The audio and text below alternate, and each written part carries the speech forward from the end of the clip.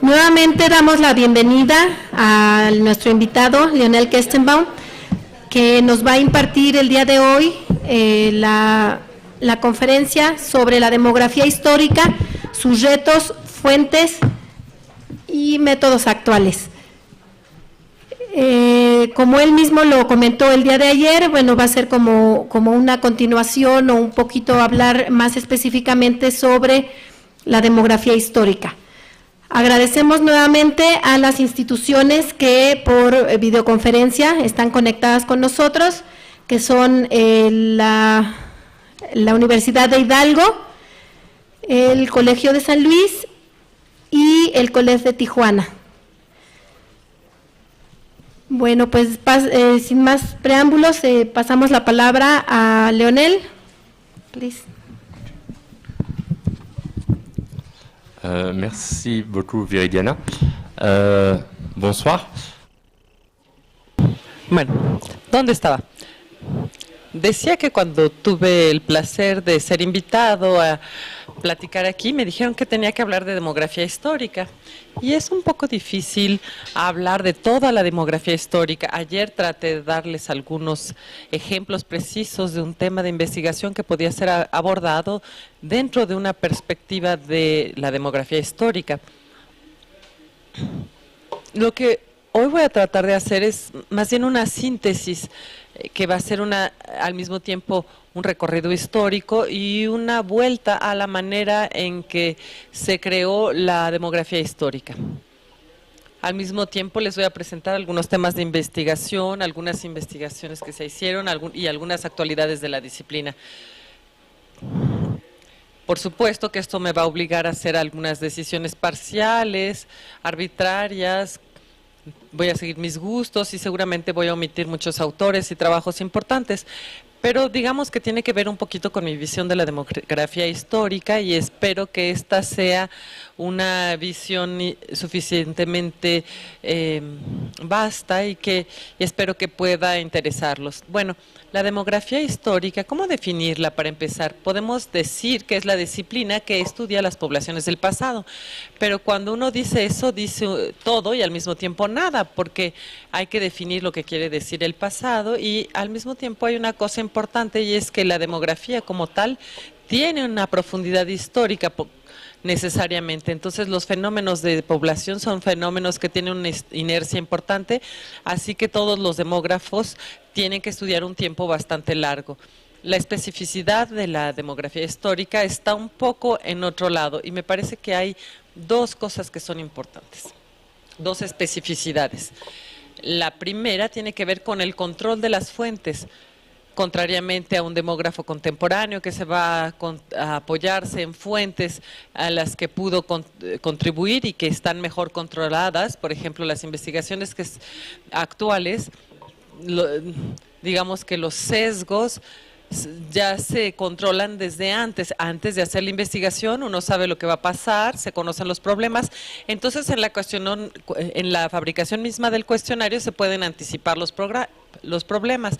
En cambio, un demógrafo histórico no puede hacer eso, va a usar fuentes cuantitativas que generalmente van a ser fuentes cuantitativas que para nada fueron concebidas o diseñadas para que después viniera un demógrafo a hacer su investigación. Entonces, hay un trabajo importante de control de las fuentes. Esto nos lleva a un punto interesante de la demografía histórica, que es la interacción o la simbiosis, si podemos decirlo así, entre el análisis crítico de las fuentes, o sea, se requiere una mirada crítica con respecto a la manera en que se construyeron las fuentes del siglo XIX y, por otra parte, la utilización de esas fuentes para hacer análisis demográfico. Quisiera decir que esto es una combinación entre la historia de las poblaciones, es decir, que el análisis demográfico de las poblaciones del pasado, propiamente dicho, y la historia del pensamiento. es decir, la manera en que los administradores, pero también los demógrafos, los científicos de la época del siglo XIX o de la primera parte del siglo XX, cómo pensaban para lograr hacer tal o cual fuente que después va a ser utilizada. Entonces, hay que comprender la condición de creación de las fuentes. Eso es un punto importante si queremos utilizarlas hoy. Entonces, la demografía histórica, tal vez mucho más que la demografía, está en un punto de interacción con muchas otras ciencias sociales. La historia, por ejemplo, la historia económica, pero también la historia de la familia, la historia de las poblaciones, la antropología también, pero también la genética.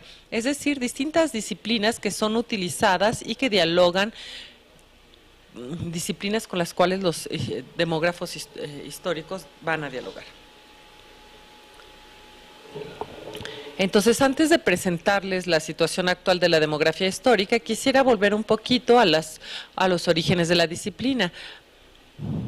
Hay que comprender una especificidad que es verdaderamente muy francesa y que es la baja precoz de la fecundidad en Francia. Es algo único, es decir, que en la transición demográfica francesa tiene esa particularidad de que la cantidad de niños, la cantidad de hijos bajó muy rápido y muy pronto, mucho antes que en los otros países industrializados.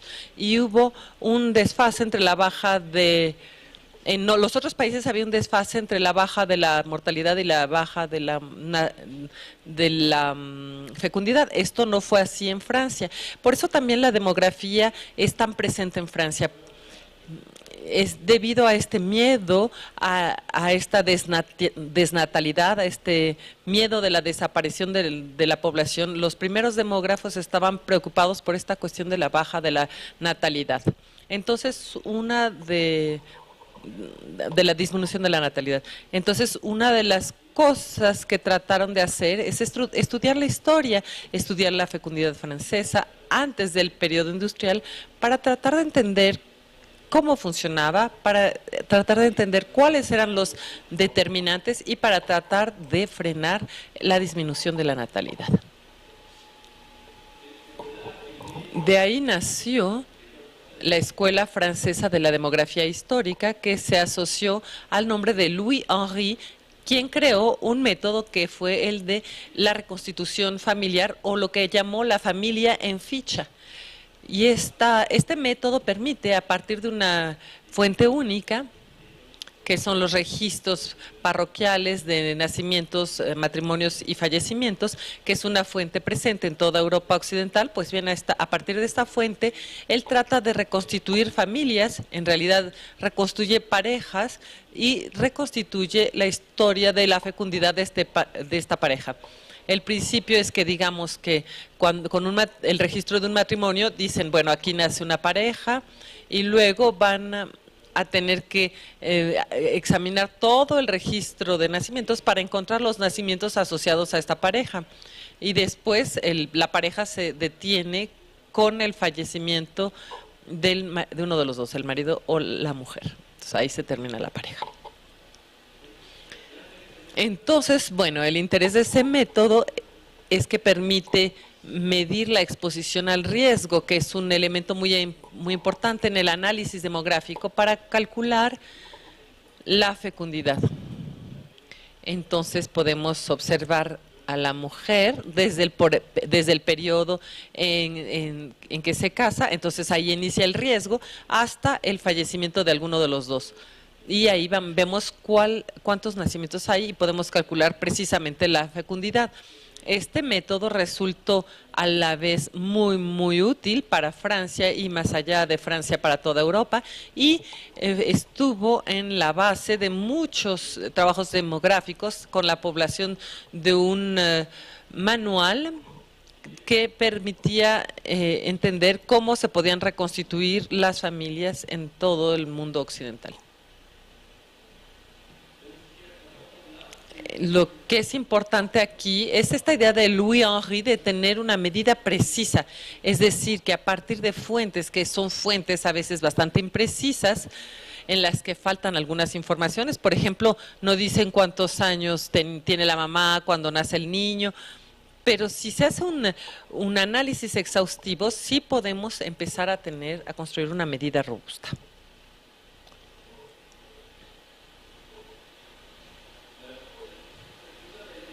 Este método fue retomado por otro fundador de la demografía histórica en el libro Cambridge Group el grupo The Cambridge Group for the History of Population and Social Structure, que a partir de los años 70 trata de reconstituir la población inglesa de dos maneras, utilizando un método de proyección retroactiva, digamos, lo que llaman back projection, y al mismo tiempo también tratan de usar análisis demográficos bastante avanzados con respecto a individuos o familias dadas. Entonces, tanto en el caso de Louis-Henri como en el Cambridge Group, hubo dos combinaciones, hubo una muestra bastante grande, es decir, que hay una voluntad macro para obtener no solamente la población total a partir de 1500 en el caso inglés o 1500 y tantos en el caso francés, sino también obtener todos los datos de matrimonios, nacimientos y fallecimientos.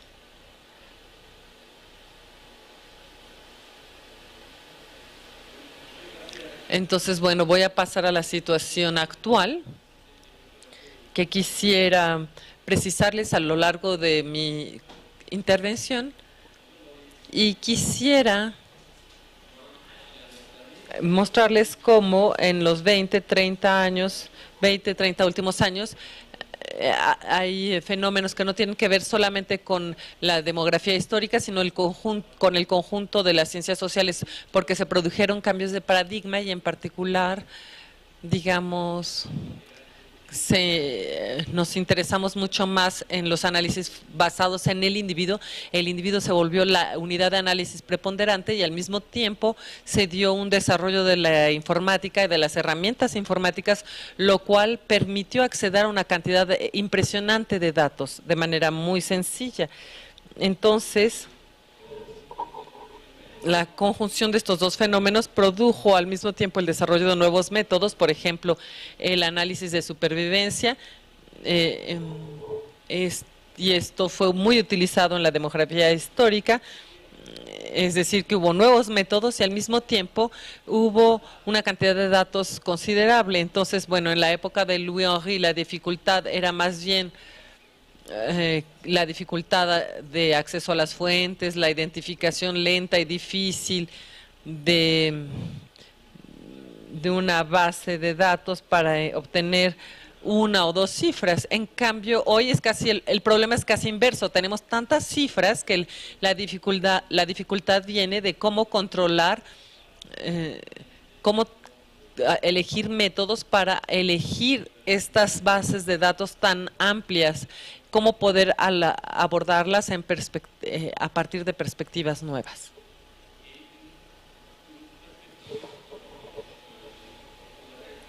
Una perspectiva importante es el análisis de las trayectorias, y eso me interesó a mí particularmente. Es decir, que no nada más nos vamos a interesar en el individuo, que va a estar en el centro de nuestro análisis, sino que además tratamos de estudiar en la medida de lo posible, lo más que se pueda, la trayectoria de este individuo. Este es un enfoque, me parece que más interesante, con más riqueza, y al mismo tiempo tratamos de estudiar las interacciones entre los individuos. Entonces vamos a hacer análisis de redes al interior de grupos reducidos como la familia, el grupo doméstico y luego más allá en las comunidades.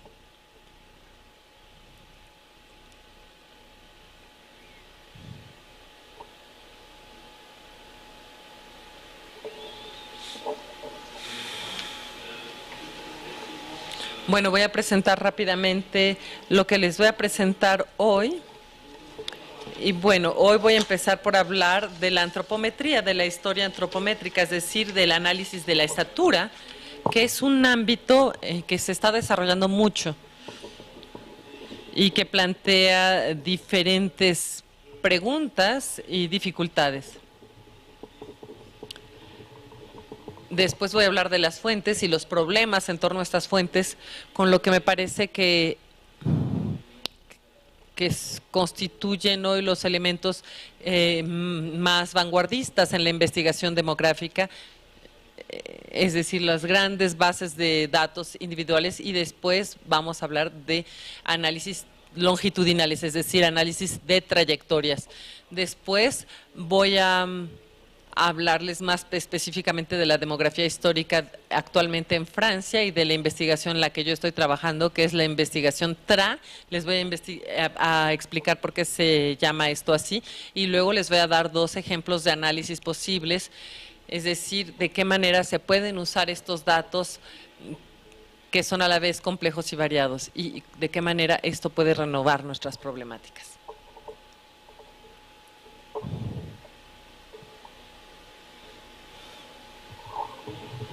Bueno, la idea inicial de la antropometría, lo voy a decir tal vez un poco de manera brutal, pero es ver al corazón humano como una empresa, es decir, no, perdón, al cuerpo humano como una empresa que va a recibir nutrientes, calorías, y este cuerpo a cambio va a producir una actividad cotidiana, va a producir una resistencia a las enfermedades, actividades físicas, y el resultado visible de esto, una vez que la persona llega a la edad adulta, es la estatura.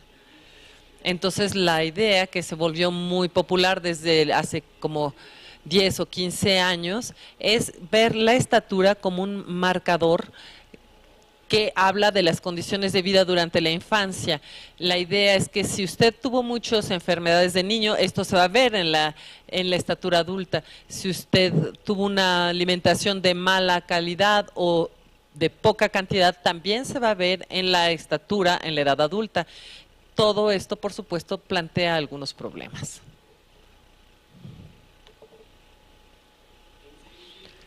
Esta idea es bastante antigua, que existe ya en el siglo XIX y que aparece ya desde los trabajos del conde de Angeville en 1836, cuando él examina los registros de la estatura por región y lo relaciona con los niveles económicos por región. Esta idea después pasó de moda hasta los años 70, cuando Emmanuel Leroy-Ladurie en Francia vuelve a descubrir los trabajos de Angeville y desarrolla estos trabajos tratando de obtener marcadores del nivel físico de los conscriptos franceses en el siglo XIX. Entonces él hace comparaciones. Esta es una cartografía sencilla y elementos de acercamientos visuales. Entonces aquí tienen arriba la estatura. Ya puede ser, hasta arriba a la izquierda son las personas que tienen una baja estatura, al lado el número 12 es la estatura media, y abajo es el mapa de los que ya no viven en casa de sus padres en la edad del servicio militar, es decir, que tal vez tuvieron problemas económicos, y del otro lado están los que llevaron a cabo estudios avanzados. De la misma manera, arriba tienen las estaturas altas, los muy grandes, y abajo tienen el nivel de educación. Entonces vean cómo cada vez hay una correlación espacial, es muy claro. Es muy rudimentario, pero es uno de los primeros trabajos que toma como punto de partida la idea de que la estatura puede servir para medir las condiciones de vida durante la infancia. Y es algo bastante explícito. Esta idea después es retomada y formalizada por Robert Vogel, que es un premio Nobel de Economía que falleció en junio o julio pasado. Y él empieza a trabajar con esta idea. Entonces, bueno, él trabajaba con la esclavitud. Había un problema historiográfico muy importante en los Estados Unidos en los años 70.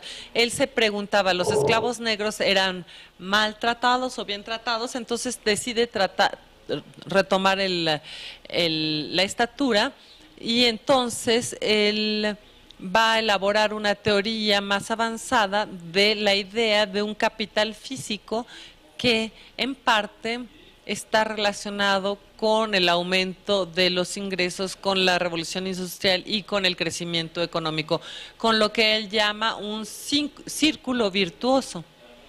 Es decir, el incremento de las condiciones económicas produce una alimentación de mejor calidad, entonces la gente de la generación siguiente va a ser más grande, entonces va a ser más productiva, entonces va a tener un mejor ingreso y entonces esto al mismo tiempo va a dar un alimento de mejor calidad para la generación siguiente, que a su vez va a ser más grande, etcétera, etcétera, etcétera. Esto genera un círculo virtuoso, creo que ya todo el mundo entendió la idea. Hay dos elementos importantes o dos ideas subyacentes que no forzosamente están probadas, no están para nada probadas de hecho.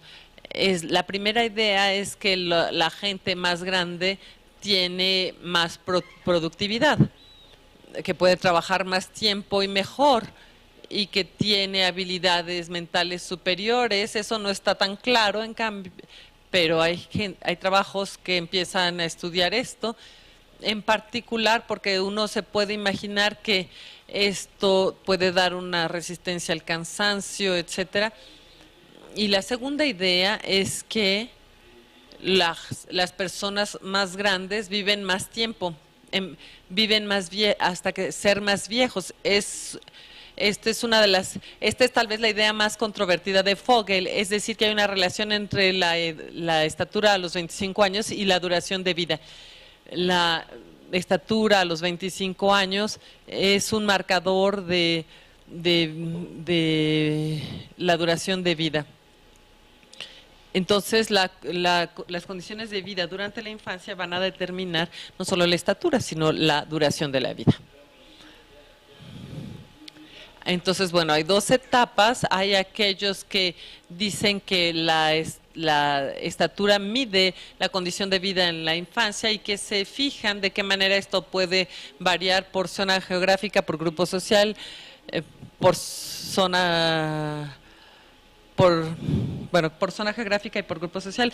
Entonces los más ricos generalmente van a ser más altos. A nivel individual hay variación genética, pero digamos que en conjunto, si ustedes comparan a todas las personas que viven en el sur de Francia y a las personas que viven en el norte de Francia, van a comparar estos dos grupos y van a darse cuenta que la gente del norte, que es más rica, más industrializada en el siglo XIX, son también más altos. Bueno, y en una segunda etapa hay algunos que van a imaginar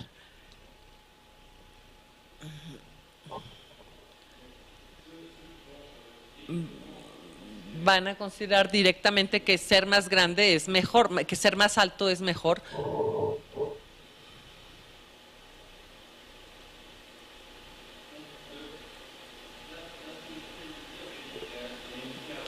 Lo que yo intento decir aquí es que hay una literatura importante que toma como algo ya evidente esta cuestión de la estatura y que usa la estatura como un marcador directo del nivel de vida.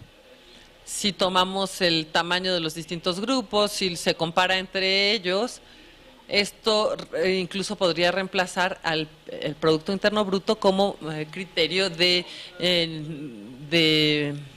progreso económico. Las ventajas de esto en la literatura es que en muchos casos son datos, la estatura es un dato fácilmente disponible. Desde el siglo XVI y XVII se medía a la gente en todo tipo de situaciones, como los esclavos, el ejército, en las cárceles. En particular era para poder volver a encontrar a la gente, era un marcador de identificación bastante fácil. Entonces, bueno, esto nos permite comparar fácilmente distintos grupos. Son datos que están ahí, que están disponibles y eso es lo que genera también su éxito. Al mismo tiempo, por supuesto, podemos imaginar un montón de límites para este marcador. En primer lugar, es que no está muy claro cuál es el periodo de la vida que va a determinar precisamente el tamaño. Entonces, podríamos imaginar que la estatura de una persona a los 20 años depende de las condiciones que tuvo durante su infancia, por ejemplo, entre 0 y 2 años. Esto sería un marcador muy preciso. Pero si depende de las condiciones entre 0 y 15 años, por ejemplo, o entre 0 y 5 años, y luego durante la adolescencia ya todo se vuelve más vago. El otro problema es que puede haber compensaciones. Hay muchos trabajos que tratan de utilizar, por ejemplo, las hambrunas. Hay algunos artículos sobre las grandes hambrunas en China y las hambrunas en los Países Bajos, que tratan de examinar cuál es el efecto de estas hambrunas en la estatura. El problema es que no se sabe muy bien cuál es la edad que va a determinar en particular la estatura futura, y no se sabe si puede haber compensaciones. Por ejemplo, si usted es subalimentado durante un año, pero luego come normalmente, usted recupera la talla que habría tenido, la estatura que habría tenido, pues no se sabe. Ese es uno de los argumentos, por ejemplo, que se invoca en el caso de la gran hambruna china. Se dice que hubo tanta mortandad que los frágiles se murieron y los únicos que se quedaron fueron los más fuertes y por lo tanto los más altos a final de cuentas, porque los resultados se vieron únicamente a largo plazo. Ahora voy a describir un poco lo que tiene que ver con las bases de datos individuales, que es otro desarrollo reciente y fecundo en la demografía histórica. La idea es obtener, en la medida de lo posible, muestras representativas. Lo que hay que tener en mente es que, digamos que la idea inicial de Louis Henry era reconstituir las poblaciones de la época preestadística, es decir, antes de que hubiera estados centralizados que hicieran censos, antes de que hubiera administraciones que desarrollaran estadísticas para toda la población. Entonces, la idea de Louis Henry era utilizar los registros parroquiales para compensar esta ausencia de las estadísticas. Hoy, cuando se habla de las grandes bases de datos individuales, es más bien algo que tiene que ver con el gran periodo estadístico, cuando se hacen censos y hay una gran cantidad de datos administrativos, fuentes administrativas preexistentes. De alguna manera, lo demás es casi un problema de técnica, es decir, de cantidad de datos que ustedes pueden, de las cuales pueden hacer un recuento y después pueden hacer un procesamiento.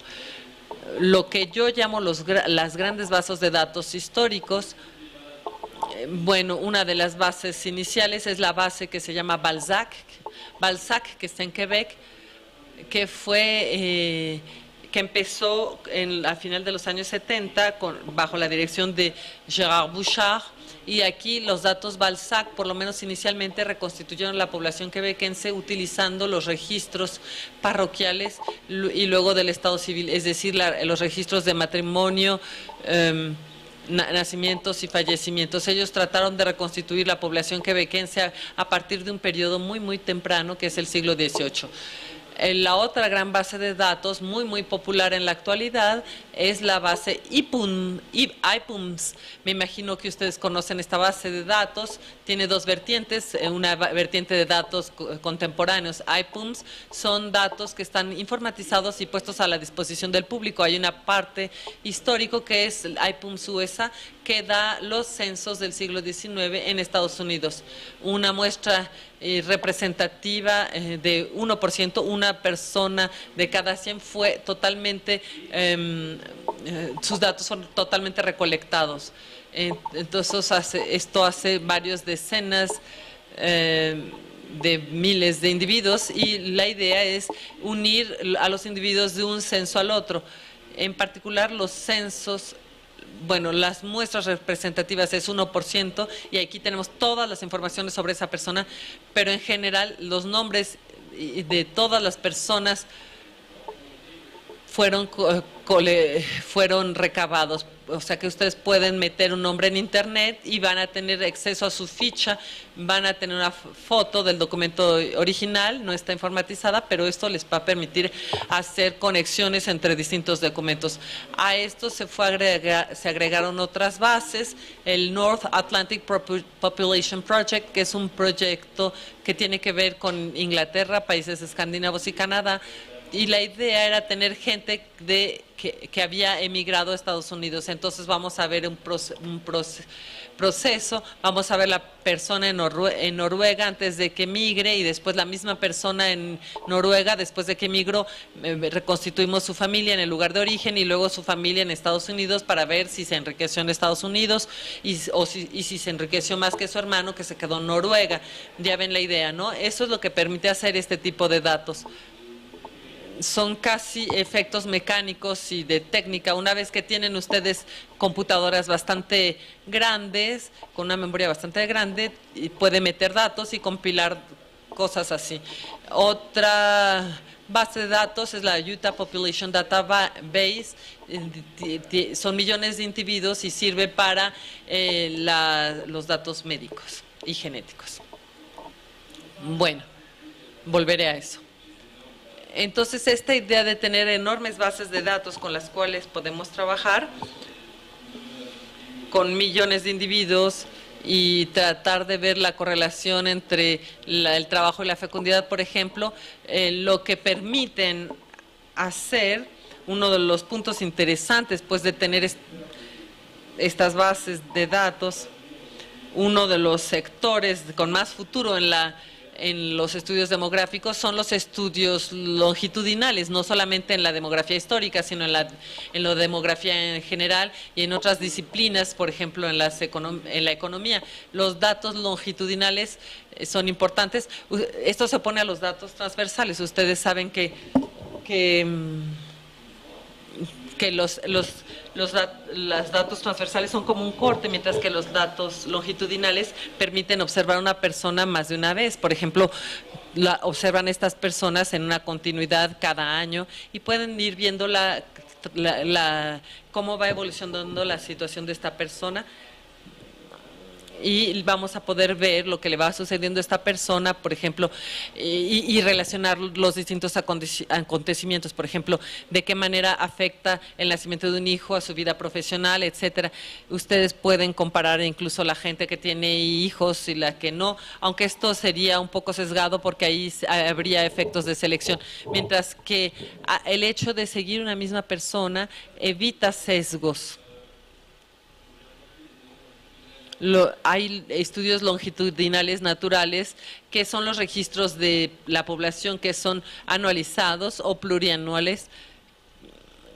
No sé si ustedes ven lo que son estas cosas, es decir, que ustedes tienen un registro al interior de un municipio, todo el mundo está inscrito en este registro y cuando sucede algo, un acontecimiento demográfico, un nacimiento, un fallecimiento, esto se inscribe directamente en el registro. Cuando la persona se va del municipio, esto se inscribe. A veces se inscriben incluso cuando cambia de profesión. Esto permite...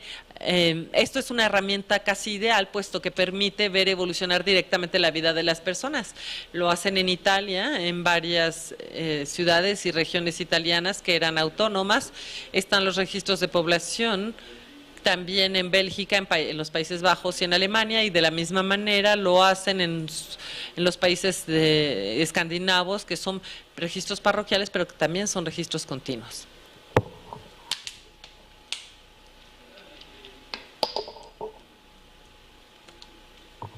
Aquí hice una lista de una parte de estos registros, no voy a entrar en el detalle, pero hay uno que es muy conocido y que ahora está también disponible en línea gratuitamente, que es el China Multi-Generational Panel Dataset.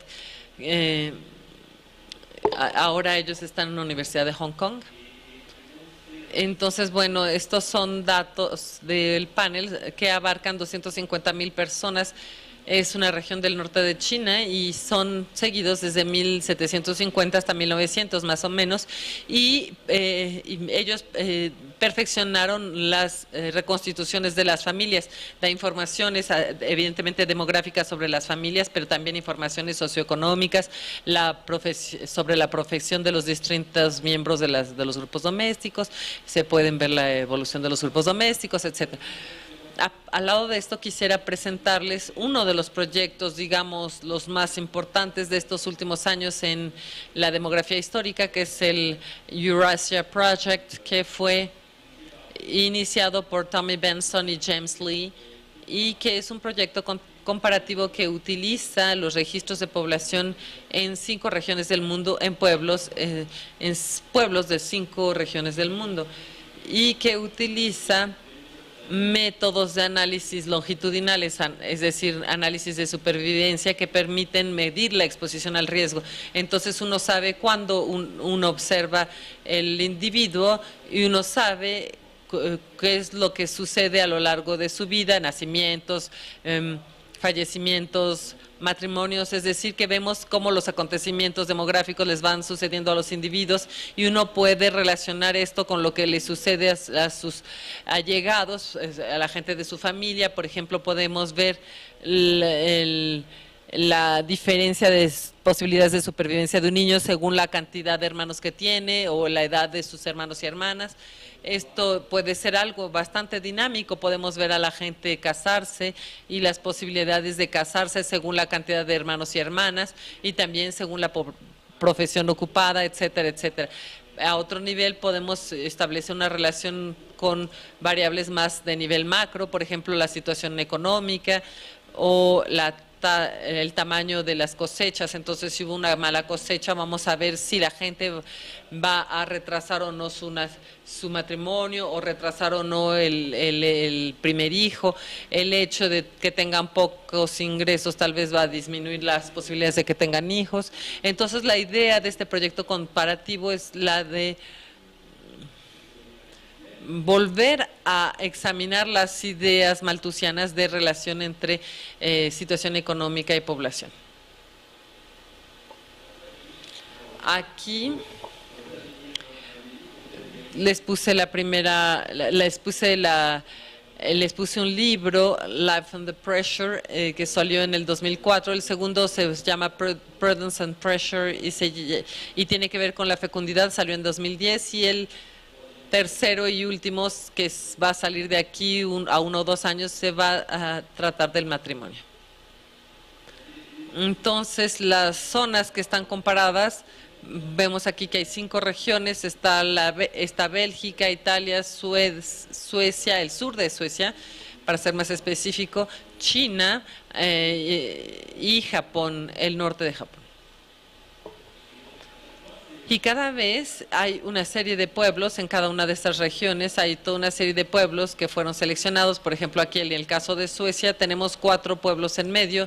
Entonces, esto es la provincia de Malmö en la actualidad. Tenemos 4 pueblos y durante 150 años, y bueno, examinaron los registros de población de 150 años en estos pueblos, constituyendo así indicadores económicos y demográficos.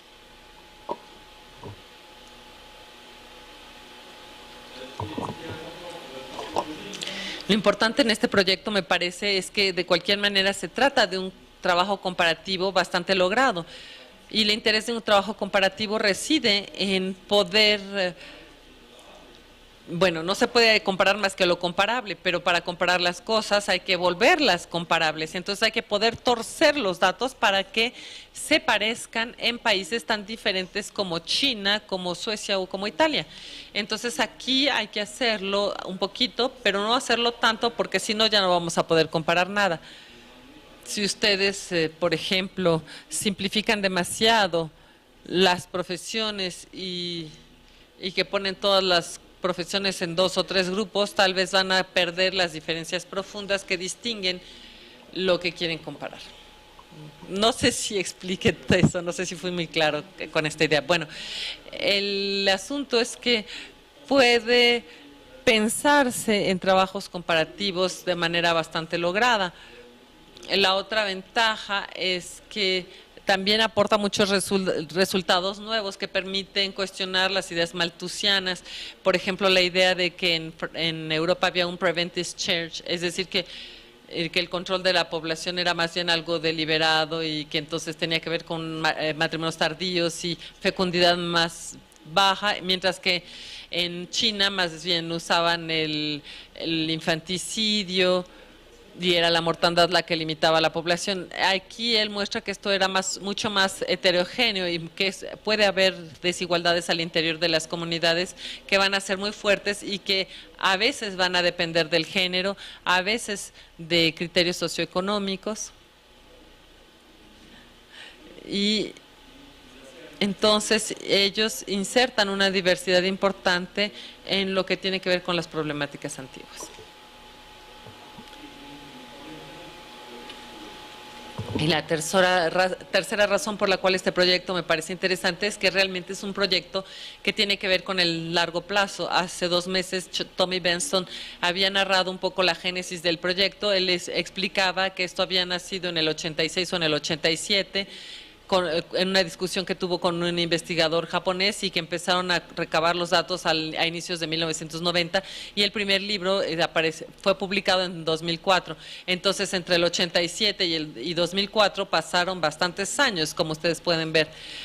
Entonces, me parece que es importante entender, pero es algo que es muy ilustrativo, y esto es cierto para la demografía histórica en primer lugar, porque está este asunto del control de las fuentes, pero es cierto para la demografía en general y la investigación en general. La investigación es algo que lleva mucho tiempo y hay que saberse dar a uno mismo el tiempo para realizar proyectos de esta envergadura. Entonces, claro, este proyecto es seductor, pero tiene límites. El límite central es que solo se puede llevar a cabo en países donde hay registros de población. Entonces, no se puede hacer en todos los países que uno quisiera estudiar. Aquí esto es realmente algo reciente. En los 5 últimos años ha habido cada vez más intentos de construir datos longitudinales a partir de datos que no lo son. Entonces, bueno, yo hablé hace rato de los datos de IPUMS. Entonces, bueno, tenemos una persona que aparece en un censo y tratamos de encontrarlo en el censo siguiente. Por eso hicieron el recuento de todo el censo de 1840, no, de 1860, perdón. Entonces de 1880, perdón. Esto va a dar lugar a estudios que tal vez no van longitudinales, pero que no van a ser perfectos, pero sí vamos a ver un individuo a lo largo del tiempo. Lo bueno es que es independiente de lo que le sucede al individuo, es algo que se mide cada 10 años, pase lo que pase. Una alternativa es también la utilización de las genealogías, por ejemplo en el proyecto de UTA o de Balzac. Aquí lo que se hace es reconstituir las familias, entonces no forzosamente vamos a tener la misma persona en varios puntos, sino una familia. Entonces esto puede permitir controlar los análisis que ustedes pueden haber hecho con respecto a un individuo determinado. Y esto tiene que ver ya con las investigaciones actuales. El punto de abajo constituye ya lo actual. Aquí las tasas de constitución de parejas de datos todavía son muy poco confiables y débiles.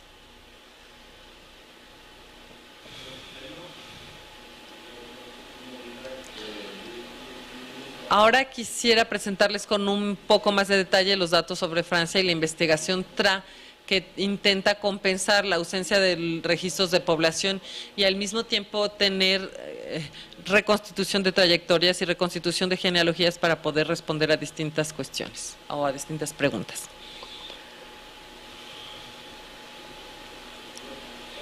Entonces, bueno, ¿qué es esto de la investigación TRA? Es un proyecto que empezó hace mucho tiempo, también en los años 80. La idea era de compensar uno de los límites de la investigación Henry, que es la migración, porque en la investigación Henry, pues usted cosecha los datos de una parroquia o de un pueblo y puede reconstituir la fecundidad de las parejas que se hayan casado en esta parroquia. Pero ¿qué pasa con las parejas que se casan fuera de la parroquia o que se va del pueblo antes del fallecimiento de uno de los dos padres. El problema es que ya no los pueden seguir, no saben si tuvieron hijos antes de llegar a esa parroquia o si los tuvieron después. La idea es salir de este marco de pueblos y tener un marco nacional a escala de toda Francia. Para eso recabamos una muestra patronímica a partir de los apellidos de todos los individuos que empiecen con la letra TRA. Por ejemplo, Trautmann, todos los que empezaran con TRA fueron recabados a escala de Francia. ¿Y por qué estas tres letras TRA? Para que hubiera una discusión más o menos homogénea en toda Francia. Van a estar, por ejemplo, los bretones, que tienen ciertos tipos de apellidos. Si toman ustedes ciertas letras, van a tener gente solo en ciertas regiones francesas. TRA era el mejor equilibrio regional y el mejor equilibrio en términos de cantidad de gente que uno iba a encontrar. Entonces, esto permitió tener una muestra de la población francesa. Cada 1.200 franceses hay uno cuyo apellido empieza con TRA, y esto es bastante estable a lo largo de varios siglos. El objetivo de estos datos es doble, es de reconstituir la vida de los individuos, es decir, tener datos longitudinales, es decir, poder ver la trayectoria de la gente. Entonces, cuando ustedes ven el TRA en Francia, podemos encontrar un señor Jean Travers que nació en Normandía, por ejemplo, en un pueblito, se casó en París y a lo mejor terminó por morir en la periferia de París. Y ustedes pueden encontrarlo en estas tres situaciones y van a poder reconstituir su vida independientemente del hecho de que se haya movido. En cambio, en la investigación Henry, las personas tenían que haberse quedado en el mismo pueblo toda su vida. Aquí no, se les puede estudiar independientemente de sus migraciones. Se les puede estudiar en el siglo XIX, en los periodos de la industrialización, de desarrollo económico del país, y vamos a ver de qué manera las trayectorias de los individuos fueron influenciadas por eso. Con respecto a las reconstituciones familiares, vamos a pasar únicamente de padre a hijo, porque cuando las mujeres se casan, sus hijos van a tener el nombre de su marido. Entonces la señorita Juliette Tranchant pues va a tener un hijo que se va a llamar Dupont, no se va a llamar Tranchant. En cambio, los hijos de Julien Tranchant sí se van a apellidar Tranchant y los vamos a poder seguir, etcétera. Entonces, en cada generación, ni modo, se van a perder los hijos de las mujeres. Sí, es un poco molesto, pero es inevitable. Dice que se va a evaporar un poco. No.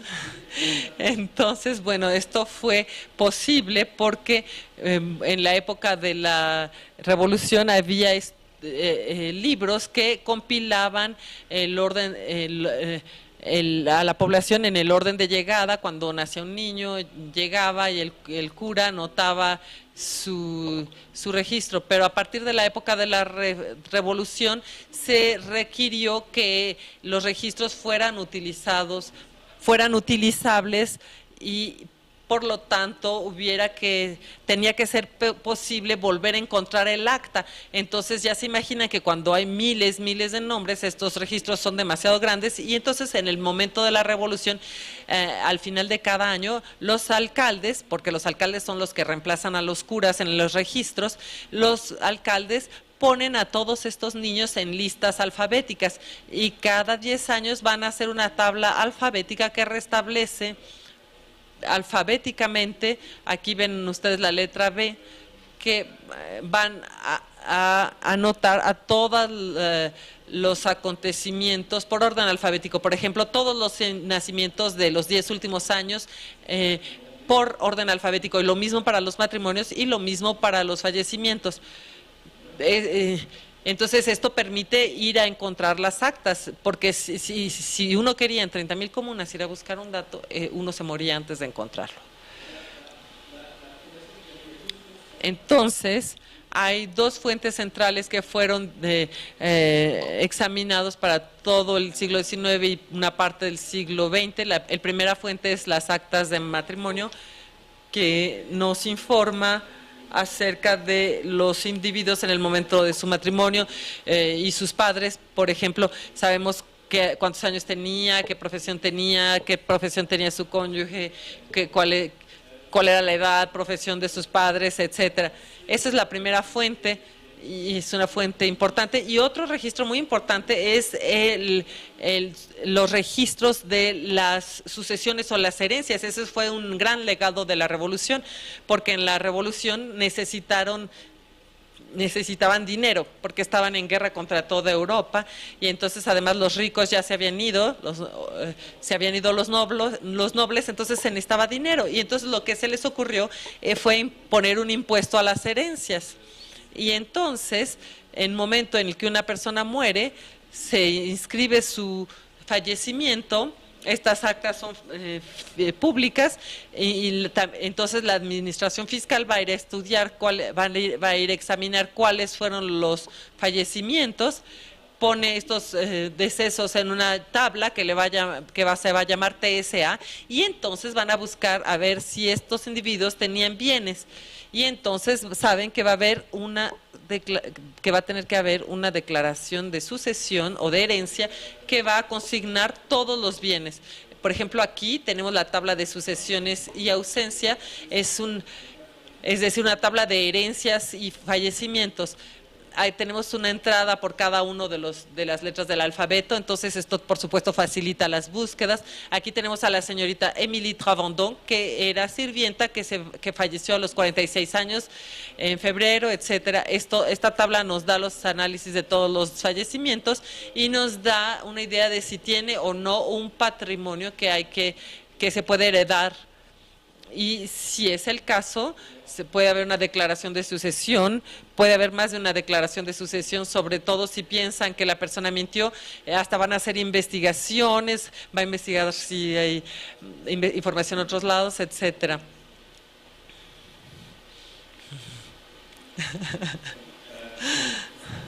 Por ejemplo, aquí tienen la declaración de Joseph Tranchner, que falleció en 1837, y aquí está la lista de sus herederos, es decir, sus hijos. Es lo que está marcado abajo, y vemos aquí la lista de los nombres de sus hijos, y aquí tienen el detalle de sus bienes. No lo voy a leer, pero por ejemplo, el primer bien dice, tiene una casa con un establo, un pequeño jardín, etcétera, y el conjunto son cuarto. Bueno, dicen la medida de la propiedad y cuál sería el precio de la renta, etcétera. Entonces aquí tienen toda la lista de los bienes de esta persona, incluso las cucharitas de plata, las tierras, las acciones, cuando empiezan a existir las acciones, si tienen obligaciones de Estado, lo que se llamaba obligaciones de Estado, etcétera. Entonces este es una mina de oro en cuanto a informaciones sobre la riqueza. Y a partir de esto vamos a ir reconstituyendo todas las informaciones sobre los TRA, para darles una idea de que de la distribución demográfica es más o menos homogénea. Vemos aquí los TRA del siglo XIX. En términos de efectivos, aquí tenemos los matrimonios TRA. Tenemos dos periodos. En el siglo XIX hay más o menos 500 por año, y este es un recuento exhaustivo. Es decir, están todos los matrimonios TRA de toda Francia. Todos fueron incluidos en el recuento. A partir del siglo XIX vemos que hubo una caída brusca. Lo que pasa es que la muestra se volvía demasiado complicada, pero vamos a ir más o menos hasta los años de 1990. Lo que pasa es que si yo ponía todos los matrimonios franceses en esta curva, las tendencias serían exactamente las mismas. Vemos perfectamente aquí las guerras mundiales con estos descensos bruscos. También vemos las guerras napoleónicas un poquito antes de 1820, y luego hay mucha gente que se casa. Es como una recuperación, una compensación de los matrimonios, etcétera. En cuanto a los fallecimientos, es más o menos son más o menos los mismos niveles, son como 400 años decesos por año, es más o menos hasta 1940, y después tenemos otra muestra de 1940 a 1960. Ay, ya estoy atrasado, entonces voy a ir más rápido.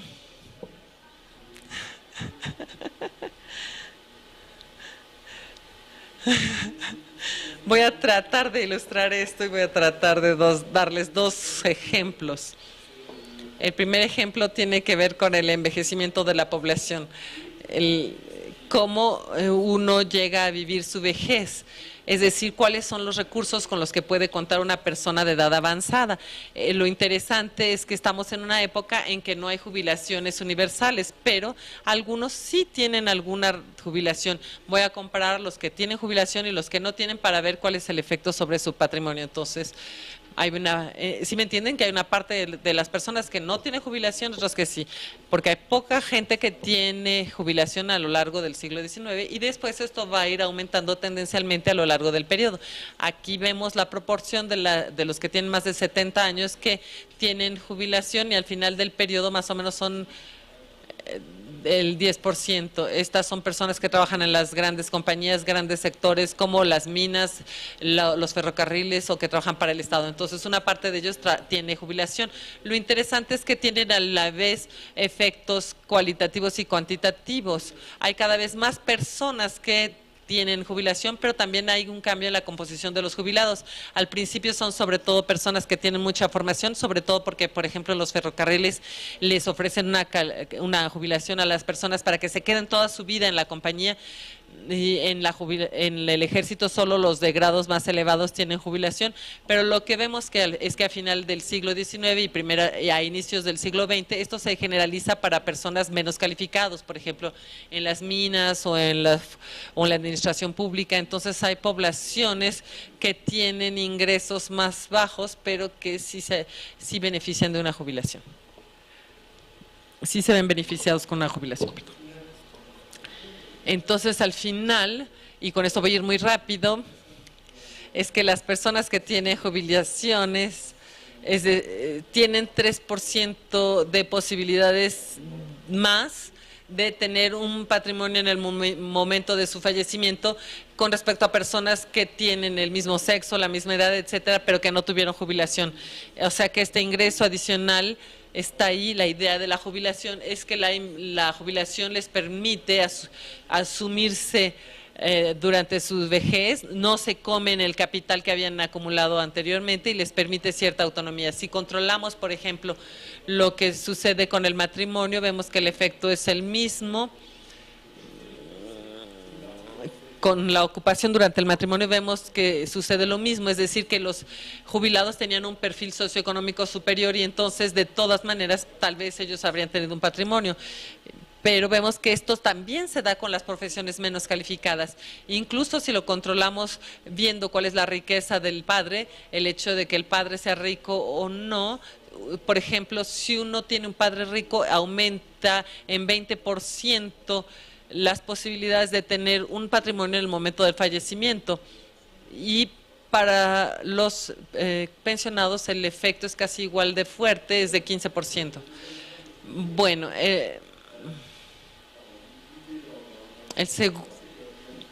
la idea en el ejemplo anterior es que tenemos datos de los TRA que nos hablan de la riqueza en el momento del fallecimiento y a esto le podemos agregar los datos sobre la jubilación. Sabemos cuáles eran jubilados porque lo comparamos con la lista de los jubilados en Francia.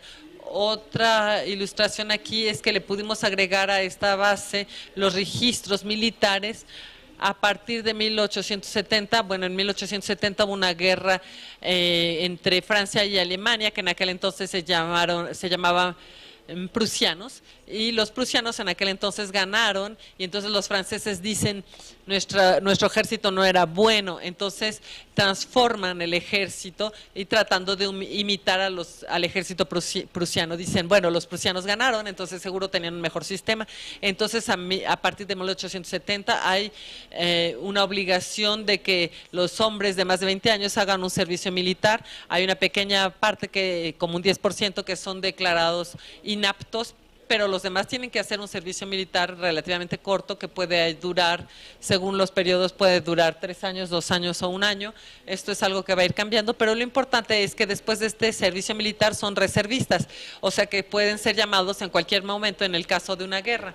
Y durante ese periodo tienen que declarar siempre cualquier mudanza.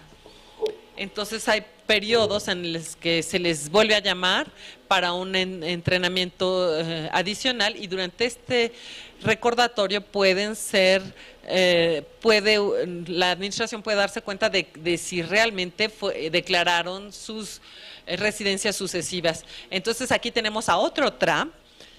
Lo vemos en el momento en el que pasa ante el Consejo de Revisión para ver si puede hacer su servicio militar. Se llama Joseph Travers, es 1865, está el nombre de su papá y de su mamá, tiene menos de 21 años porque a los 20 años es el padre el que es responsable por su hijo. Si el hijo de 20 años no se presenta, el papá va a la cárcel, porque siempre es más fácil localizar al padre y meterlo a la cárcel. Entonces, aquí tienen las residencias sucesivas de este señor Travers. Él viene de Travers entre Rennes y París, y vemos que en el 91 se muda a París, luego se va a la periferia de París, y luego se va a Niza, y luego se va a Marsella. Y podemos usar esto para observar sus migraciones. Podemos usar estos datos para calcular, por ejemplo, la distribución de los migrantes. Cuando vemos las migraciones, vamos generalmente a saber si migra o no, mientras que aquí vamos a ver el número de migraciones, y nos vamos a dar cuenta que en realidad la mitad de los individuos, la mitad de los que migran por lo menos una vez, migran por lo menos 2 o 3 veces, o sea que si migran van a tener una muy fuerte movilidad, y 3/4 partes van a migrar por lo menos 5 veces. Un segundo punto interesante es que una vez que se unió esta base de datos con los TRA, se puede articular con la situación familiar del individuo. Entonces tienen el individuo que está aquí, esto va a permitir buscar su TSA, que nos da informaciones de su fallecimiento y lo que pudo heredar. Luego voy a unir esto con su matrimonio, las informaciones sobre su padre, porque en los registros militares hay informaciones sobre el padre y la madre. Y por ejemplo aquí vemos el efecto del fallecimiento del padre. ¿Qué pasa cuando muere el padre? ¿Cuál es el efecto del fallecimiento del padre en la migración? Esto es un ejemplo de cómo se pueden usar las bases de datos.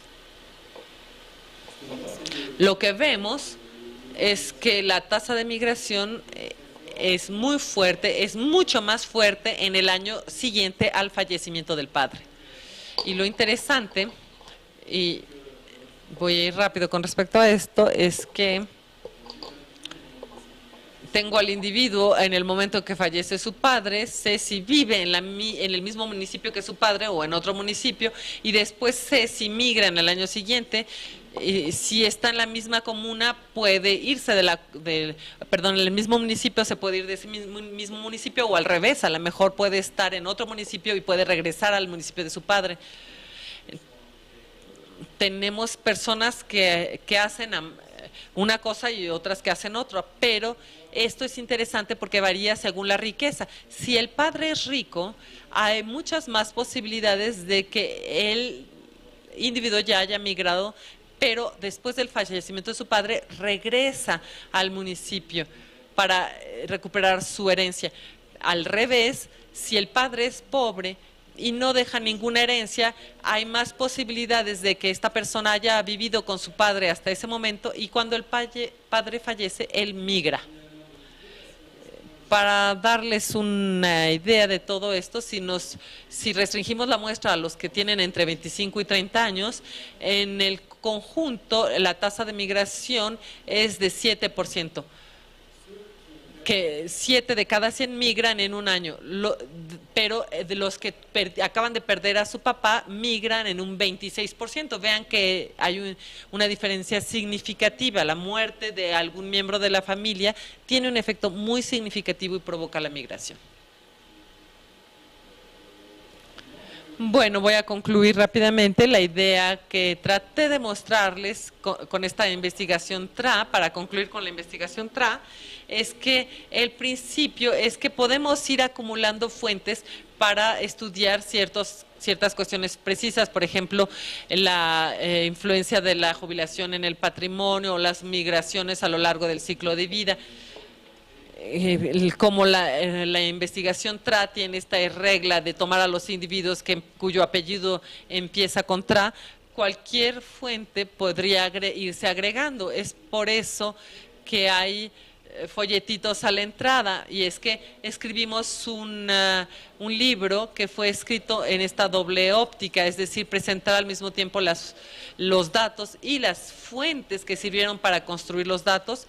No son fuentes de investigación inicialmente, porque son fuentes administrativas, fiscales, etcétera, fuentes del Estado civil.